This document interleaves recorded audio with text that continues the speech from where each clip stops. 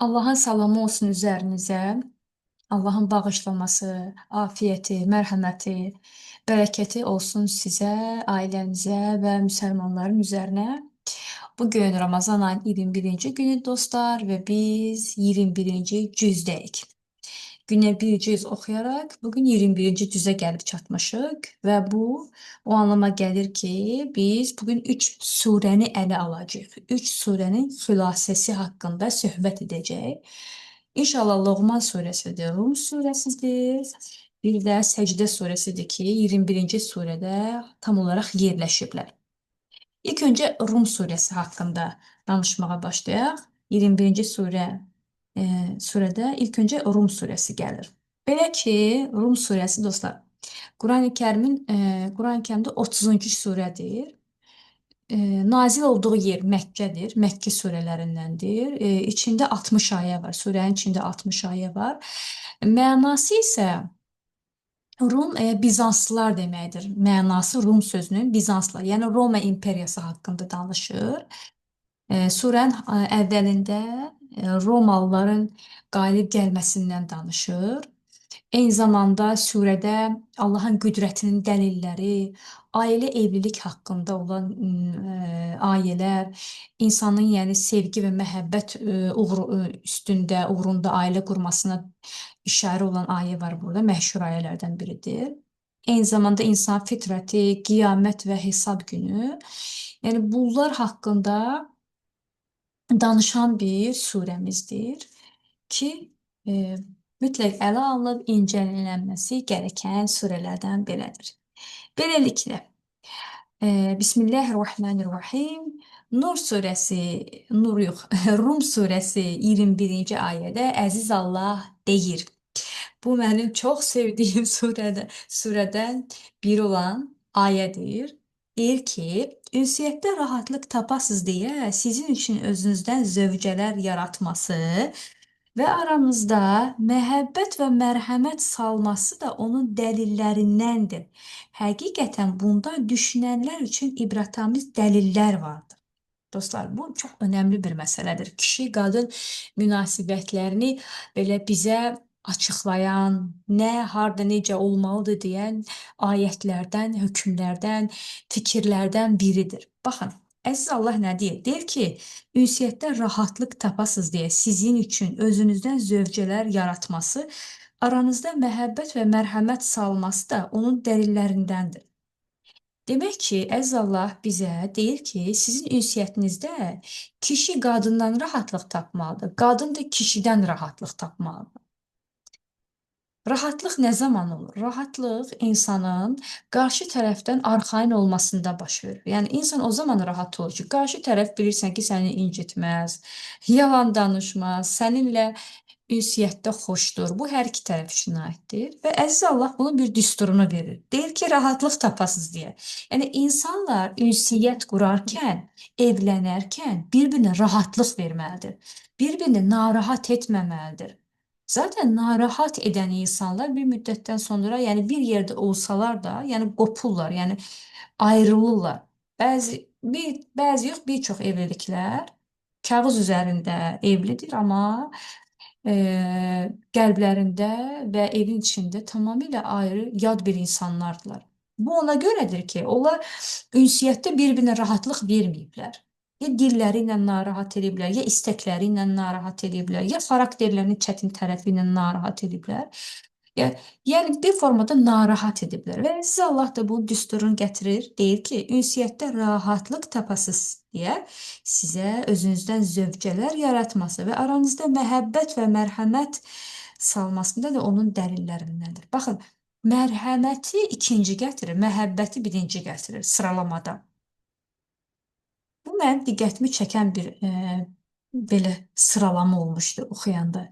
Əziz Allah məhəbbəti birinci gətirir, mərhəməti ikinci. Demək ki, biz buradan başa düşə bilərik ki, kişi ilə qadın arasında ilk öncə məhəbbət olmalıdır, nəinki mərhəmət.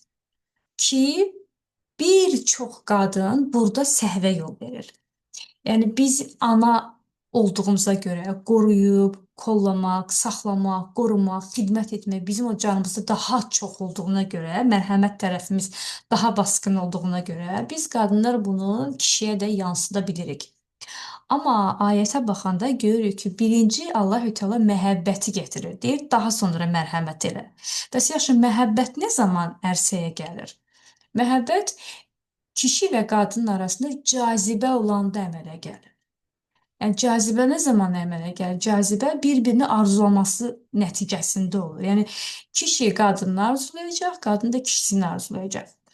Bunlar bir-birini arzulamalıdır ki, məhəbbət olsun. Daha sonra mərhəmət pilləsinə keçilməlidir.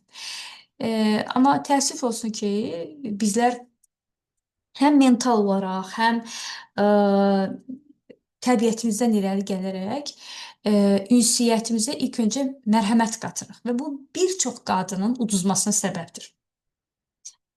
Daha sonra Əziz Allah 22-ci ayədə deyir ki, gecə və gündüzü yatıb dincəlməyiniz, onun lütfünü axtarmağınız da onun dəlillərindəndir.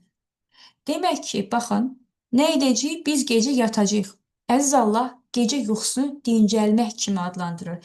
Gecə və gündüz yatıb dincəlməyiniz. Gündüz yuxusunda qeyd edilir burada, gecə yuxusunda qeyd edilir. Yəni insanın dincəlməsi üçün həm gecə yuxusuna, həm də gündüz yuxusuna, gündüz günortaya yaxın bir hissə var, belə bir çox az bir vaxt nə bilim, yarım saat, bir saat da olsa insanın mürgüləməsi, onun sinir sisteminin rahatlanması, fiziki sağlamlığı, emosional sağlamlığı üçün bir böyük bir sütundur, dəstəkdir. Eyni zamanda gecə yuxusudur. Yəni bugünün insanları gecə yatmırlar. Bugünün insanları fitrətimizi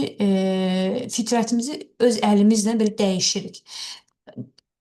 Bütün yaradılış, belədir ki, heyvanlar, hər bir şey, yəni gecənin gəlməsi ilə yuxuya keçir və insanda da belədir. Və hər saat insanın bədənində bir dəyişiklik baş verir. Hər bir saat havanın dəyişməsi ilə bizim bədənimizdə ona uyğun dəyişikliklər baş verir. Və biz bu sistemi son 50 ildir öz əlimizlə belə yavaş-yavaş dağıtmışıq. Və ona görə də bir çox xəstəliklər, sinir sistemi xəstəlikləri və başqa problemlər baş alıb gedir. O yüzden gece yuxusu önəmlidir. Gece yuxusuna diqqət yetirmək, onu saxlamaq lazımdır ki, həqiqətən dincəlməyimiz üçün. Baxın, Əziz Allah kitabında deyir, dincəlməyiniz üçün. Yəni normal yuxun sahibi ol ki, sinir sistemində dinc olsun ki, ətrafından da dinc yaşaya biləsən. Daha sonra Əziz Allah 25-ci ayədə deyir ki, sizi bir dəfə çağıran kimi dərhal qəbrinizdən çıxıb qalxıb çıxacaqsınız. Bu sur üfürüləndə olacaq. Dünyanın dağılmasında. İkinci surda olur. Birinci surda dünya dağılacaq.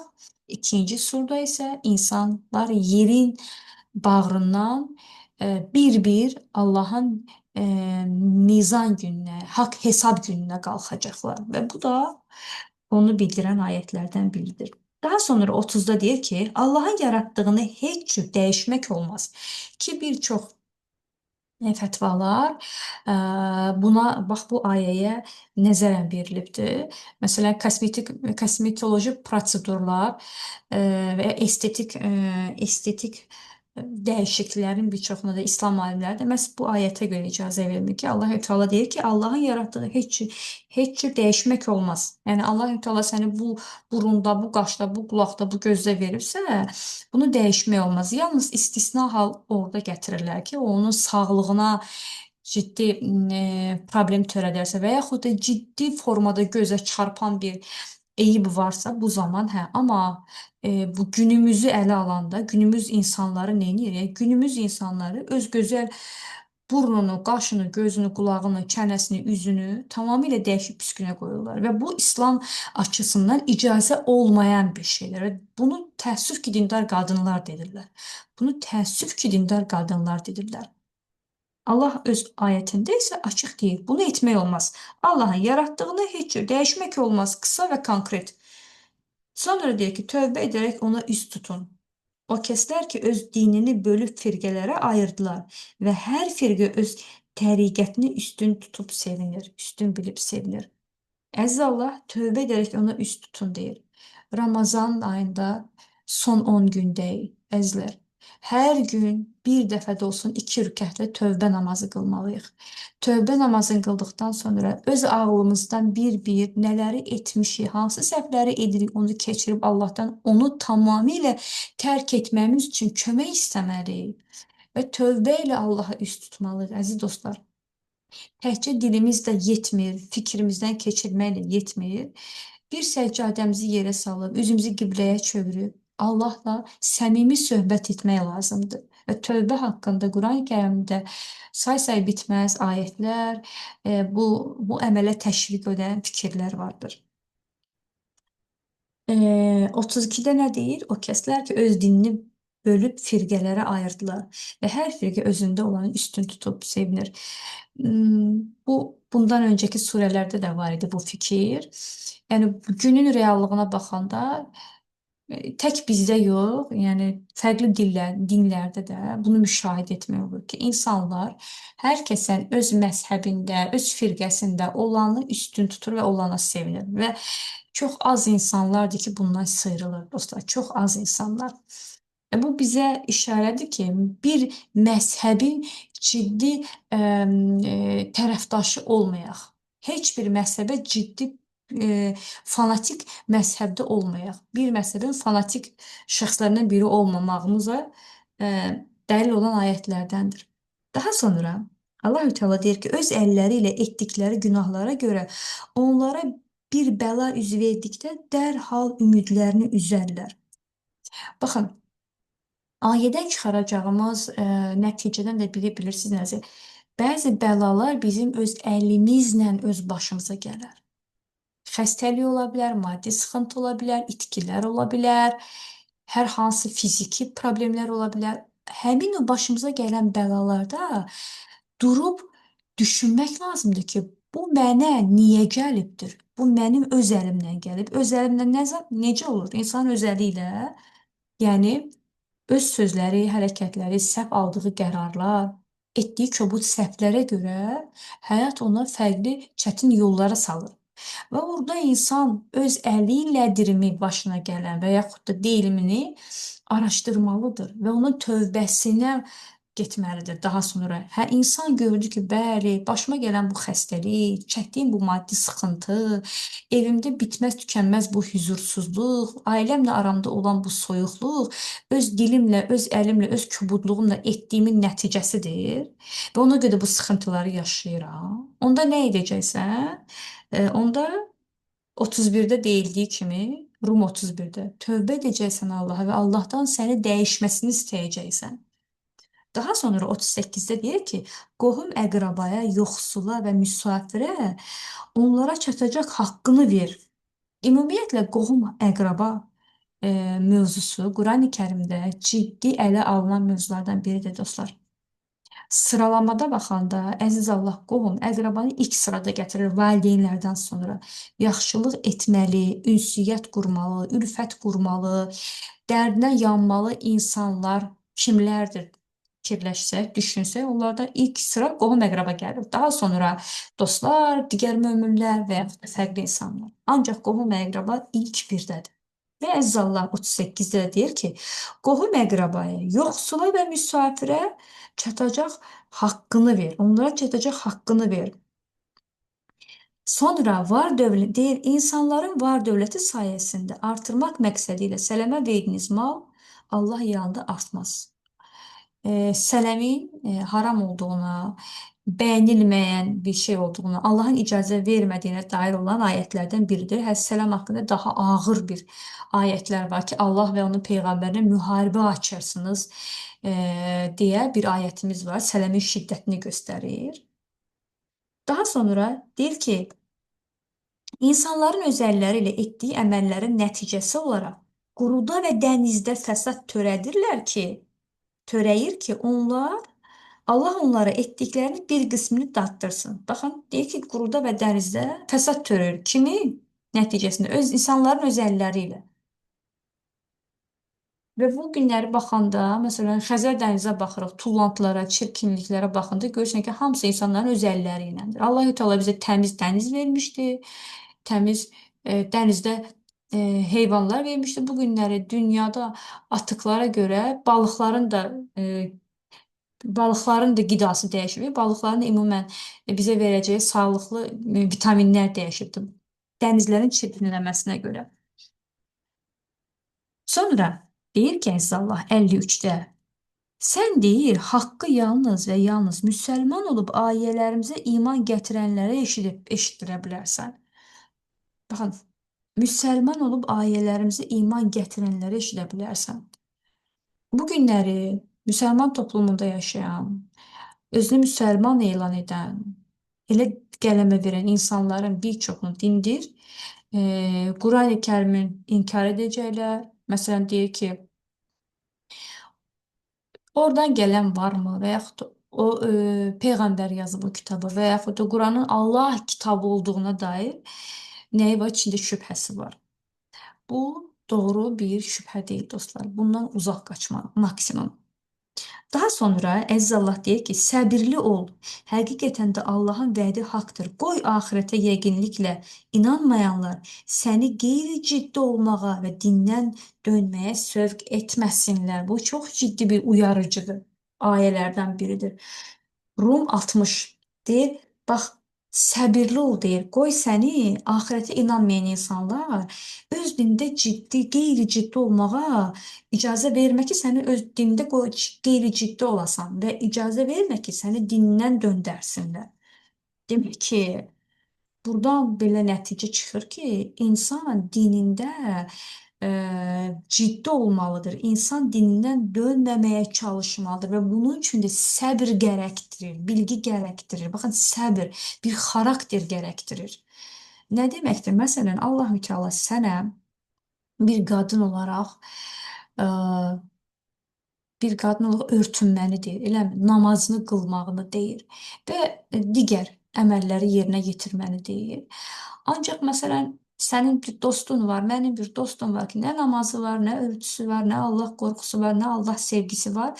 Və zaman içərisində səni Allahın yolundan uzaqlaşdırır. Bir də görsən ki, artıq örtünü açmağa başlayırsan, bir də görürsən ki, artıq namazlarını təxirə salmağa başlayırsan və burada etməli olduğun önəmli bir şey bilsən nədir?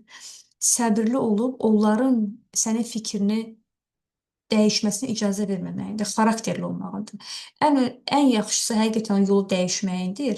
Ancaq edə bilmirsənsə, elə bir ailə fərdlərin varsa və yaxud da elə bir ortam varsa, orada səbirli olmalısan dostlar. Daha sonra Loğman surəsi gəlir. 21-ci cüzdə 2-ci surəmiz Loğman surəsidir dostlar. Loğman surəsi Qurani-Kərimin 31-ci surəsidir. Bu surədə Məkkədə nazil olmuş və surədə 34 ayə var. Surə adını Quranda keçən hikmət sahibi olan Loğman adlı bir kişinin oğluna verdiyi nəsihətlərdən adını götürmüşdür. Və bu nəsihətlər məşhur olan nəsihətlərdəndir. Burada məsələn valideynə yaxşılıq etməyi, namaz qılmağı, yaxşılığa əmr etməyi, təkəbbürlü olmamağı, eyni zamanda və digər mövzuları ələ alan gözəl surələrdən biridir Loğman surəsi. Belə ki, Əziz Allah Loğman 3-də deyir ki, xeyirxah əməl sahiblərini doğru yol göstəricisi və rəhmətdir bu kitab. Bu kitab, yəni bu Quran, xeyirxah əməl sahiblərinə doğru yol göstəricisi və rəhmətdir. Baxın, xeyirxah əməl sahibləridir. Və Qurani-Kərim xeyir işləyənlər mövzusunu ələ alan, çoxca ələ alan bir kitabdır və bizi təşviq edir xeyir işlərə. Və buradan yola çıxaraq görürük ki, xeyir işlər insanı doğru yola getməsinə səbəb olacaq bir işlərdən biridir dostlar. Və sonra deyir ki, ayələrimiz onlara oxunduğu zaman sanki onu eşitmirmiş, qulaqlarında tıxac varmış kimi təkəbbürlə üz çevirirlər. Bu təkəbbür mövzusu da Quranda işləndikdə biz baxırıq ki, insanın Allahın ayətlərinə, dininə üz çevirmə səbəblərindən də biri və birincisi böyük təkəbbür mövzusudur. Bu təkəbbür elə bir hissdir ki, bizi Allahın yolundan uzaqlaşdırır. Necə ki, yuxarıdakı ayədə xeyirxah işlər necə səbəb olur bizi Allahın yoluna daxil olmağa, Allahı sevməyə, onun rızasını qazanmağa, xeyirxah işlər buna səbəb olduğu kimi, təkəbbürlü hisslərimiz də, təkəbbürlü davranışımız da, kibir hissimiz də bizi Allahdan yayınmağa, şeytana yaxınlaşmağa səbəb olan hisslərdən biridir, dostlar. Sonra 14-də deyir ki, Loğman 14-də biz insana, ata-anasına qayğısına qalmağı əmr etdik. Baxın, əmr etdik deyir. Demir nəsihət etdik, əmr etdik. Yəni bir müsəlman kişi və qadının boynunda olan vacib əmrlərdən də biri onun öz valideyninin qayğısına qalmasıdır. Anası onu bətnində gündən-günə zəiflədiyinə baxmayaraq daşımışdır. Onun süddən kəsilməsi isə 2 il ərzində olur. Burada 2-3 mövzuya toxunur Həzrəti Allah. Birincisi, süd vermənin müddətini verir ki, yəni bir qadın övladına 2 il süd verməlidir. Süd bir uşağın rızkıdır və Allahın əmrlərindəndir. Ki, bugün analar bu əmrə yerinə yetirmədən haqqı girmiş olurlar və qiyamət sorğu-sualına hesabı tutulmuş olurlar. Əziz Allah öz ayətində açıq gətirir. Əgər sənin ciddi bir problemin varsa, bunu həkim qoymasa, bu başqa bir məsələdir. Amma bugün qadınlar, mən çox müşahidə eləmişəm, uşaqların ruzisini kəsirlər və kəsmə səbəbləri də ərinməklərindən, uşağın hər dəfə süd verməsinə görə narahat olmaqlarından, bədən formalarının dəyişə biləcəyindən narahatçılıq keçirib, Allahın bu ayətinə əməl etmirlər və Allahdan qorxmurlar. Çünki bilmirlər. Bunun ayət formasında nazil olduğunu bilmirlər. Əziz Allah, bizə deyir ki, uşağına 2 il süd verəcəksən. 2 il süd haqqında elmi araşdırmalar, yeni-yeni tədqiqatlar çıxır. Ana südünün uşağın sağlığında, gələcək həyatında, fiziki, emosional, psixoloji sağlığında nələrə yol verəcəyi haqqında en qədər məqalələr var, dostlar. Daha sonra Əziz Allah deyir ki, valideynlərdən söhbət gedir. Dünyada onlarla gözəl davran. Baxın, deyir, dünyada onlarla gözəl davran. Oğlum deyir, namaz qıl, yaxşı işlər görməyi əmr et, pis işləri qadağan elə, başına gələn çətinliklərə səbr et. Həqiqətən də bu əzm tələb edən əməllərdəndir. Görün, necə sıralayır və sonunda da deyir ki, bu əzm tələb eləyən bir əməldir. Əzm nədir? İradə, istək, insanın öz tənbəlliyini yox deməsi, insanın özündən böyük olan bir varlığa baş əyməsidir. İnsanın ədəbli olmasıdır. Ədəb özü əzm tələb eləyən bir nemətdir. Və deyir ki, sən namaz qılmaq üçün sənin əzmin gərəkir. Gündə 5 dəfə sən namaza gedəcəksən. Nə qədər insanlar tənbəlliyindən namaz qılmır. Nə qədər insanlar tənbəlliyindən oruç tutmur. Nə qədər insanlar tənbəlliyindən örtündə olmur. Həccə getmir, zəkatını vermir. Tənbəlliyindən. Və deyir ki, yaxşı işlər görməyi əmr et, pis işləri qadağan elə. Başına gələn çətinliklərə də səbr elə. Övladına, ailənə yaxşı işlər görməyi əmr edəcəksən. İlk öncə özün o yaxşı işləri görəcəksən, daha sonra pis işlərdən də çəkindirəcəksən, yaxşıları göstərəcəksən. Yəni vəzifələrdən də biri budur. İnsanlardan təkəbbürlə üz çevirmə, yer üzündə də lovğa gəzib dolanma. Mənim ən sevdiyim ayətlərdən biri budur, dostlar. Əziz Allah bizə yumuşaq, insanlarla gözəl davranan insan modelini göstərir ki, insanların da buna ehtiyacı var. Bu cür insanları sevirik. Amma təəssüf ki, bunun üçün çox azımız səy göstəririk, əzm göstəririk. Yerişində həddi gözlə deyir. Danışanda səsini alçalt. Çünki ən çirkin səs uzun qulağın səsidir. Danışarkən ahəstə, gözəl danışmağı bizə Quran öyrədir ki, danışanda səsini aşağı elə. Çünki aşağı səs tonu ilə insan başqasının qəlbinə xitab edə bilir. Uca söz tonu ilə qışqıraraq biz qəlbi bağlayırıq. Biz qəlbi bağlayırıq, dostlar. Əziz Allah deyir, yerişində həddi gözlə. Yəni, nə çox forslana, nə çox təkəbbürlü, yerimə və danışanda da gözəl, məlahətli danış. Daha sonra valideyn övlada, övladın da valideynə heç bir fayda verməyəcəyi gündən çəkinin. Qoy bu fani dünya sizi çaşdırmasın. Hiləgər şeytan da sizi Allahın əzabından arxayınlaşdırıb tovlamasın.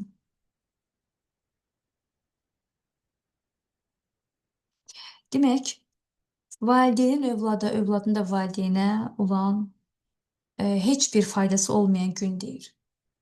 Yəni bu o deməkdir ki, həqiqətən də bizim qiyamətdə rastlaşacağımız ən acı səhnələrdən də biri bu dünyada canımızı, gözümüzün yağını, hər şeyimizi fəda etdiyimiz övladımızla, yaxınlarımızla uzaq gəzəcəyik. Və bir-birimizə orada heç bir faydamız olmayacaq. Və oradakı bütün, buradakı bütün bağlılıq orada bitəcək. Orada bitəcək. Yəni buradakı olan bütün ülfətimiz, hisslərimiz orada tamamilə fərqli bir duyğulara çevriləcək. Yəni bu günləri biz övladımızdan bir şey istəməyəcəksə, istəmiriksə, yaxud övladımız bizdən xüsusi bir şey üçün şikayət etmirsə, orada edəcəyik. Orada Allaha deyəcəyik, ya Rəbbi, bu valideynim mənə namazı öyrətmədi, mənə sənin dinini öyrətmədi, bunu cəhənnəmə at, mənim cəhənnəmə düşmə səbəbim odur. O öyrədərdi. Və yaxud da valideyn övladının yaxasından yapışacaq, onu Allaha şikayət edəcək. Yəni bu dəhşətli bir gündür əslində və eyni zamanda ayətlərdə gəlir ki, həmin gün sizi dəhşətli sorğu-suala tutacaq. Demək ki, insan etməli ən böyük iş nədir? Öz imanının, öz hesabının qayğısına qalmasıdır. Zaten öz hesabının qayğısına qalan, o haqda düşünən insan da ətrafı ilə gözəl keçinən, ətrafı ilə səliqəli yaşayan insan deməkdir, dostlar. Və Əziz Allah deyir ki, heç kəs sabah nə qazanacağını bilməz və heç kəs də harada öləcəyini də bilməz. Əziz Allah, bu da bir sirdən biridir ki, yəni heç kim sabah onun başına nə gələcəyini bilməz. Bunu yalnız mən bilərəm. Bu da Allahın sirlərindən biridir.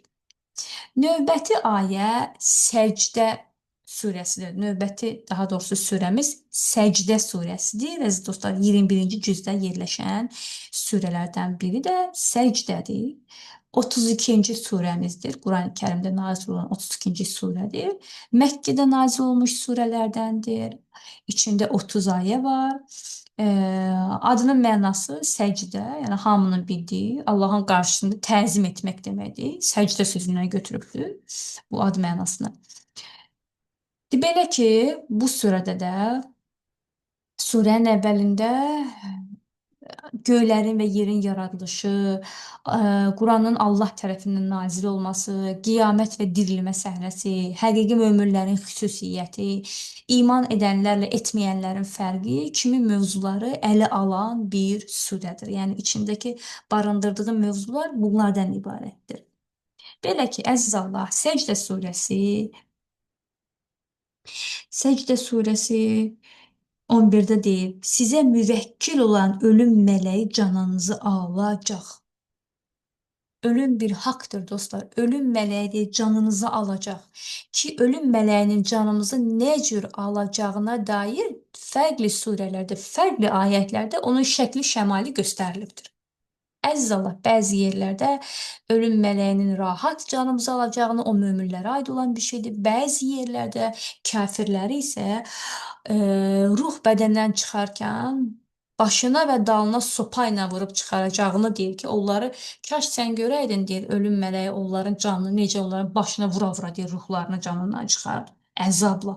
Bəziləri də bu şəkildə canını tapşıracaq. Yəni ölüm mələyinin bizə görünmə şəkli, bizim canımızı alma şəkli, bizim bu dünyada nə cür yaşamağımızla əlaqəlidir. Bu dünyadakı imanımızın şəkli o dünyadakı can verməmizin şəklinə bərabərdir.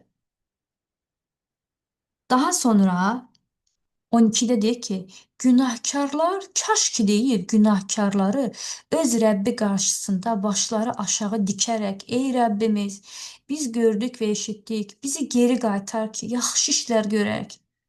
Baxın, yəni qiyamətdə insanların dialoqlarına danışan bir kitabımız var. Orada biz nə danışacağıq, kimə nə deyəcəyik, hansı hisslərlə deyəcəyik, başımızı necə tutacağıq, əlimizi hara vuracağıq, hansı sözləri şikayət edəcəyik və yaxud da necə sevinəcəyik. Bütün bu xırda detallara qədər ayətlər formasında əziz Allah bizə göndəribdir öz kəlamını ki, qoruyun özünüzü. Burada deyir ki, bax günahkarlar başını aşağı dikəcək haqq hesab gündə və Allahdan istəyəcəklər, yalvaracaqlar ki, bizi geri göndər. Bizi geri göndər. Geri göndər. Nə edək? Yaxşı işlər görək. Və insanlar görürsüz yaşlananda, cavanlığı o qədər də səliqəli keçməyən insanlar peşmançılığını dilə gətirəndə deyir, kaş indiki ağlım keçmişdə olardı, cavanlıqda olardı. Kaş cavanlığa dönə bilərdim. Amma yox, heyhat, belə bir şey yoxdur. Yəni bizim bu dünyada cavanlığa dönmə şansımız olmadığı kimi, bizim öldükdən sonra axirətdə də bu dünyaya dönmə şansımız yoxdur. O yüzden olduğumuz anda, olduğumuz yerdə hər zaman tövbə qapıları açıq edən Allah bizə tövbəyə gəl, ixlaslı ol, zinadan, içkidən, qumardan, namazsızlıqdan, yalandan, qeybətdən uzaq dur, Allahı tək bil, namazını qıl, dilini qoru, ırzını qoru və cənnətimə daxil ol deyə ayətlərlə bizi səsləyir özünə doğru. Allah deyir sizi abadlıq yurduna səsləyir. Şeytan isə sizi bərbad olan bir yurda səsləyir. Daha sonra dostlar, burada möminlərin simalarından birini gətirir ki, əziz Allah deyir ki, onlar gecə namazını qılmaq üçün böyürlərini yataqdan qaldırar, qorxu və ümid içində öz Rəbbinə yalvarır və onlara verdiyimiz ruzilərdən Allah yolunda xərcləyirlər. Etdikləri əməllərin mükafatı kimi onlar üçün gözlərinə sevinç gətirəcək, nələr saxladığımızı heç kəs bilmir. Ya bu çox gözəl ayətlərdən biridir. Ancaq təəssüf ki, çox azımızın əməl etdiyi, əzm etdiyi xüsusiyyətlərdən biridir. Əziz Allah nə deyir? Onlar deyir, gecə namazı qılmaq üçün böyürlərini yataqdan qaldırarlar və qorxu və ümid içində öz Rəbbinə yalvararlar. Demək ki, bir insanın gecə namazında durması üçün Allahdan ciddi qorxması və ümid bəsləməsi gərəkir. Ümidinin gözəl olması, qorxusunun şiddətli olmasıdır. Biz isə, bir çoxumuz isə gecə namazını yalnız Ramazanda qılırıq. Ramazandan Ramazana. Halbuki gecə namazı bizim axirət azuqəmizdən olan ən önəmli azuqəmizdir. Hədislərdə gecə namazının qəbr əzabını hafiflətməsinə, möminlərin qiyamət günü hesabının, sorğu-sualın asan da olmasına səbəbiyyət verən ən önəmli əməllərdən biridir ki, Peyğəmbərimizə fərz olan ibadət idi, bizə isə fərz deyil. Belə dostlar, düşünürəm ki, Səcdə surəsindən də önəmli olan 2-3 ayəti çatdırdım sizə. Zaten qısa-qısa, yəni çox az olan ayədir. 30-a yaxın ayə var. Ümid edirəm 21-ci surədə, 21-ci gündə, 21-ci cüzdə olan bu surələrdə maraqlı olan ayətləri sizin üçün danışa bildim. Və bu danışıqlarım sizin qəlbinizə, imanınıza toxuna bildi. Dinlədiyiniz üçün Allah sizdən razı olsun.